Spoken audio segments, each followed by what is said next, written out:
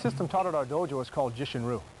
Jishinru stands for the self-confidence style of self-defense and is the result of many years of training and continual evaluation towards improvement, giving us the ability to provide the most effective and practical system of self-defense for the North American temperament and environment, thus geared to give its practitioners both the physical and psychological advantage in any confrontation.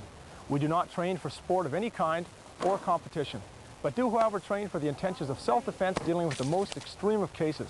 We train particularly for defense against unwarranted violent attacks where the attacker has no regard for your safety, health, or well-being and is intent on causing you grievous bodily harm or even death. We train without any rules whatsoever, but adhere to the basis that anything goes and that you should be able to do whatever it takes to get out of any situation. We also train and teach Kaijinru Jiu-Jitsu, Takishinru Jiu-Jitsu, and Taijutsu-Ru. All of our styles are taught in the modern Jiu-Jitsu format, adhering to fundamental traditional values. Our philosophy in general is to be able to teach our practitioners a variety of different values. As each person is uniquely different in many ways, so are the reasons for training in Jiu-Jitsu. All students learn in different ways as well as at different speeds. We allow the students to learn at their own pace. Jiu-Jitsu, the flexible art, is arguably the single most effective and practical system of self-defense in existence. It is the basis for many of the modern martial arts, most notably Judo, Aikido, and Karate-Do. A student who is proficient in the art of Jiu-Jitsu has studied techniques that are a combination of throws, takedowns, and ground grappling, as well as kicking and striking, combined with joint locking and joint control and manipulation. These techniques are specifically designed to allow the Jiu-Jitsu student the maximum range of flexibility when dealing with a hostile attacker. His or her options include mild pain that might discourage a less serious attacker, through to serious severe pain and damage required for the threatening attack situations.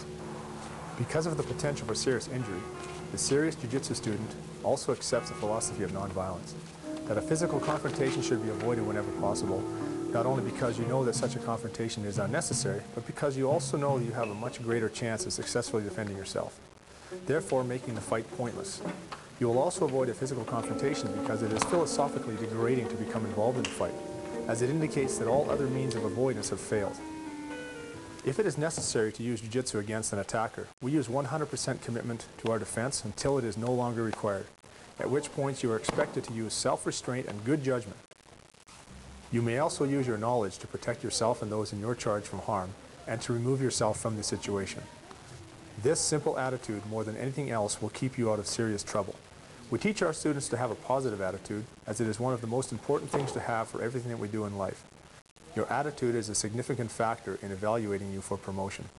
In helping to build a positive attitude, we try to also instill a sound foundation of self-confidence, self-reliance, the laws pertaining to use of force and self-defense, multiple attackers, a good sound tactical and strategic plan, as well as a fun, safe, and friendly environment to train in.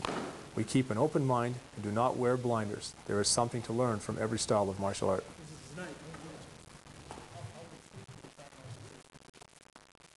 Think about it, it makes perfect sense. There are just some things that some people should not attempt. For instance, can you imagine a 600-pound sumo wrestler trying to learn a flying spinning back kick, or a 90-pound woman trying to outbox Holyfield?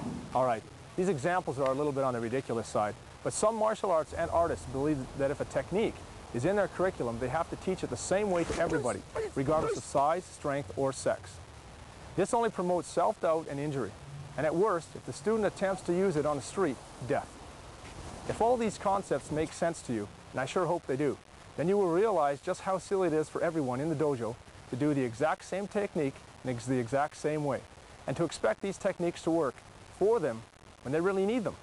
And that in particular is why I teach and the students train in modern Jiu-Jitsu. Most of our training is geared towards the adult and teenage student, but we do have a children's program. We do instruction for several different organizations as well as private business. Anybody is capable of proficiently defending themselves after about 3 months of dedicated, committed training in Jiu-Jitsu. It does not require that you have any previous martial arts experience or what your physical size or strength level is. Jiu-Jitsu is flexible and has variations that work for everyone. JJBC members are always welcome to come out and train with us.